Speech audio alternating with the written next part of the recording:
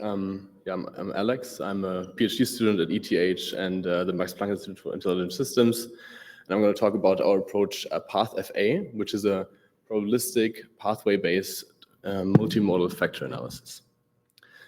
So often in biology, you have multiple ways to observe essentially the same sample, right? So particularly, you might have bulk RNA and proteotyping data. And essentially, we want to sort of find an optimal representation that contains all the information that we actually care about for sort of downstream analysis or scientific questions. And so this particular problem we also had in the tumor profiler study in Switzerland. And the model that we designed, PathFA, is particularly for RNA and proteomics data, because these both data modalities can, for example, be represented in pathways or in terms of gene sets. And in principle, this model will also extend to any other such data that can be represented in terms of pathways. And so the idea of representing data in pathways is that potentially these are much more interpretable than any sort of general latent factors. And additionally, the model that we propose has sort of other benefits over previous methods, such as data efficiency through Bayesian inference, as well as this very important concept of like trading off information between different modalities and figuring out which markers or observations are noisy and which ones are actually informative to form your representations. So what we start with is relatively standard. We start with these two views, one on the proteomics and one on the RNA side. So we have these matrices with samples for which we observe both modalities. And additionally now, as a practitioner, you would have to specify, or in this particular model, you have to specify which pathways or which gene sets you care about, right? So let's say you do cancer biology, then maybe you were interested in hallmark pathways. If you want to do cell typing, you were interested in cell type pathways. And so this is the prior information that we assume that's given to the model and that we use then to form representations. And so once you sort of have chosen an off-the-shelf or sort of particularly curated pathway, we represent this as this sort of binary matrix. So the binary matrix, these I will call C. They are basically 0 if a particular marker is not present in a gene set, and they are 1 if it is present. So very similar, very simple matrices. But as you can see already now, these matrices will sort of determine the latent space that you will operate in. And so to further continue, we use this idea that was also used in the pathway level information extractor, Plier, and we further factor the pathways into a latent representation that's even lower dimensional and sort of potentially more understandable as well, and sort of prevents us from overfitting as well, right? And that means we go from first gene sets to then latents that combine gene sets. And then every sample is represented as a combination of these latents. And sort of to form a probabilistic model, the first step is, of course, to form our likelihood or observation model. And in particular, we will here have that for each modality. And it's really simple. It's just a Gaussian in this case. So very similar to any kind of matrix factorization loss, essentially, because it's like it corresponds to an L2 loss, and we just formulate it as a Gaussian likelihood here. And what is though very important to mention here is that we have this per marker observation noise, so sigma 1 to m, and that determines for every marker, so for every gene, for example, how noisy that observation is. And as you can see in the bottom right, for different modalities, so if you compare between RNA and proteotyping, these distributions over observation noise are actually different. And that means if you didn't account for that, maybe you would attribute too much information to a modality that doesn't carry much information in the end. And also the tails are different. So for example, RNA has wider tails than proteomics here. And that means, especially to the left, you have higher precision observations in RNA than you have in proteomics. The second step to define our probabilistic model is, of course, to sort of set the priors. And here we follow sort of closely the idea of this Plier model, in that we want to have some sort of sparsity on the association between gene sets and latents. And the idea is simply that if we have a lot of gene sets and sort of like, let's say, tens of latents, we don't want to have this association matrix as a dense matrix. Otherwise, it will be less interpretable in the end, because one latent might combine all the gene sets, and that's not something that we really want. And for that reason, we have this prior which promotes automatic relevance determination. And how that works is essentially on every entry of this matrix U, you will set a regularization parameter lambda, and this lambda will then determine whether we will turn on or off the entry in the matrix U, as well as we assume that U is sort of non-negative, right? So similar to prior as well. And then lastly, on the loadings themselves, so on the B matrix, we again do this kind of model selection idea where we have for every latent one regularization parameter. And this allows us to, if we have too many latents, sort of regularize out latents that are sort of superfluous that we don't need. So let's say you start with 20 latents, but you actually just need 10 for your problem. Then this model should ideally regularize the 10 additional ones. So these are sort of a lot of parameters that we have to learn in the end, and I'll get to the algorithm in a moment, but sort of first to explain a bit why we think this is interpretable and maybe an interesting view on these multimodal data sets is that basically you have for every sample or patient, whatever you're analyzing, you have this marker level representation, which is not really interpretable at all, right? You have very large vectors essentially per patient, but then you move through to these gene set representations. So for every gene set, you have like sort of an abundance score, and that can be like positive or negative. You can sort of like up or down regulate gene sets, and that might be much more interpretable for a biologist, for example. And further, on the latent level, which might also in the standard factor analysis not be always interpretable, you have this kind of clustering of pathways or gene sets together. So one latent might combine certain pathways together, and maybe this cluster in itself is also informative or interesting. So how do we learn all these regularization parameters? How do we learn all these matrices in the end? So basically, I've just sort of presented, of course, a probabilistic view on matrix factorization. So it's really just, in the end, something like a alternating least squares algorithm. And so the standard way or standard observation is that if you have matrix factorization and you hold one of the matrices fixed, then the problem is sort of concave or convex, depending on if you choose a loss or a likelihood, concave in the parameters conditionally on the other one being fixed. And so the algorithm then that's sort of very natural is to do something like alternating least squares. So we update U and we update B in an alternating way. And so the insight algorithmically was that if we actually compute such an algorithm, this is essentially doing like a Newton gradient descent, so second order gradient descent. And that means we, somewhere in this algorithm of alternating least squares, we have computed actually Hessians. And so if we have computed Hessians, that means we can compute something like a Gaussian integral to get us the marginal likelihood. And this sort of lends itself to doing hyperparameter optimization. So basically, this procedure is then called empirical Bayes or maximum likelihood type 2. And we can optimize now this marginal likelihood where we have marginalized out U and B matrices with respect to all these hyperparameters, right? And remember, these were a lot of hyperparameters. We have them per entry in U, which are these lambda matrices, and we have also for every latent this regularization parameter and all the observation noises for every marker as well.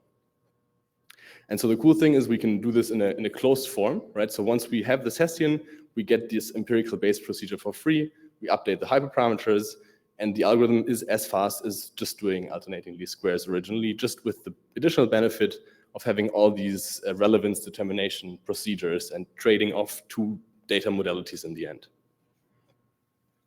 So how does this work in practice? The first sort of experimental result is on synthetic data, and it is sort of surprisingly, let's say, simple or interesting how you can generate data synthetically for this problem. Because if you look, for example, at MSTIC-DB hallmark gene sets, these will these are roughly 50 gene sets, and these are also clustered already. That means we already have the C matrices as ground truth, and we also have these gene set latent associations, so U as a ground truth, and we only need to somehow simulate the last matrix, which are the loadings for every patient or sample. So there you can, for example, choose something like a mixture. Let's say you assume you have 3 patient groups, and you can do a non or like slightly overlapping mixture of distributions there.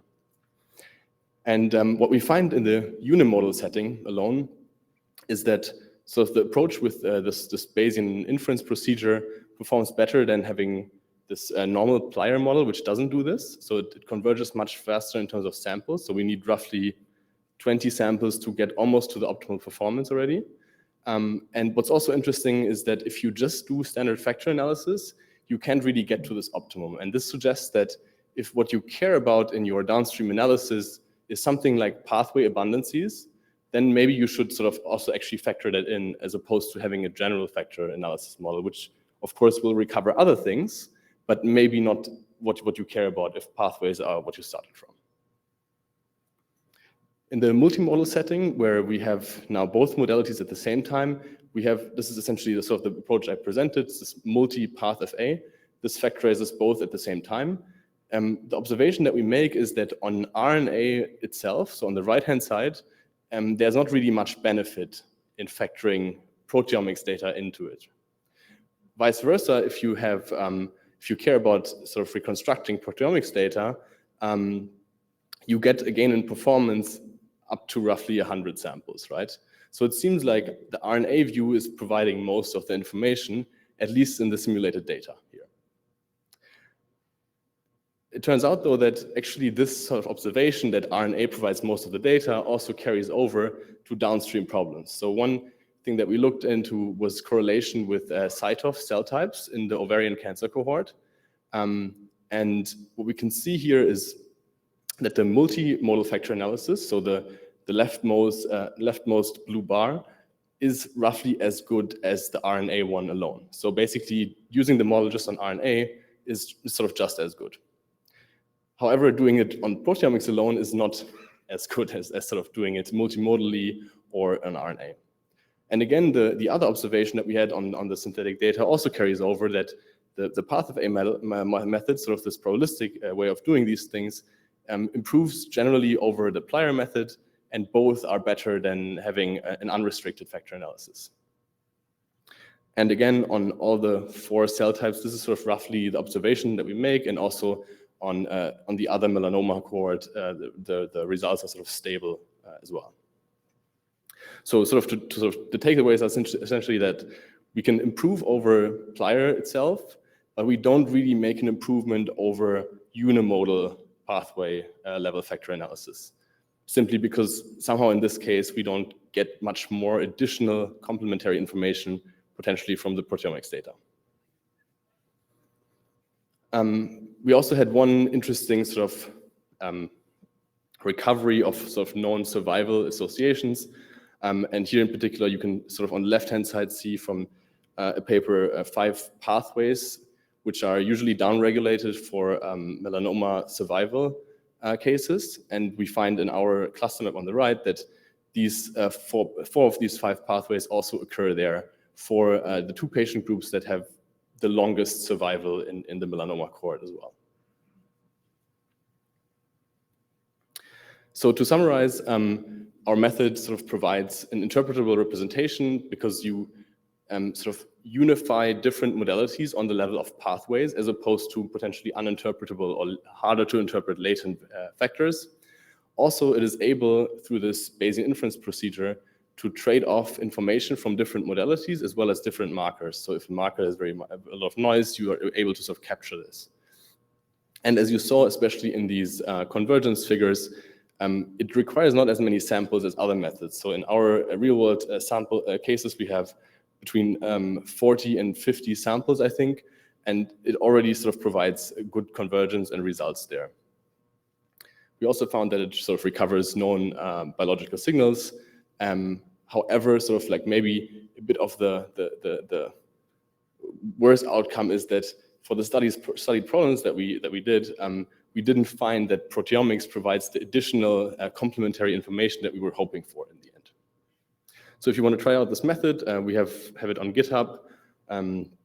The paper link is also up, and yeah, with that, I want to thank the whole team, but also especially the core team, Stefan, Francis, Gunnar, and Kyung. And Kyung is also in the audience, and he's hiring, so do reach out. He's great to work with. He didn't force me to say that, so thank you all.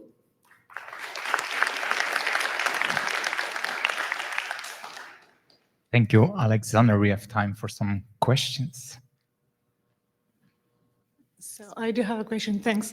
I was wondering, in the beginning, your proteomics and RNA-seq layers, your priors are the same, right? Yeah.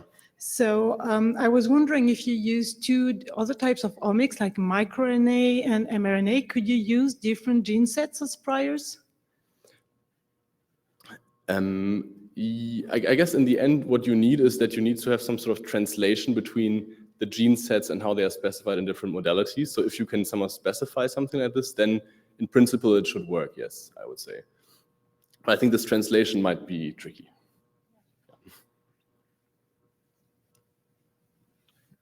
Hi, I have a question regarding your unimodal benchmark when you were comparing your method to the Plier. As far as I know, Plier is least square matrix factorization with L2 norm on both of the loadings and the factors. And I have seen in unimodal case, your method is doing much better than Plier. Yeah. Theoretically, what is the explanation for this good performance? It's a good question. So Plier does one other thing, which is that it allows as well having normal latent factors. So it has, if I can go back to the slide, it allows you to sort of have another representation of U times B, which is called Z in their paper. And that allows them to go through two pathways. Essentially, you either factor it as a pathway loading, or you factor it with some unknown latent. And it turns out that it's very hard to set this in the right trade-off, and then you get a mixture of normal factor analysis and our method, which is more restricted to the pathways themselves.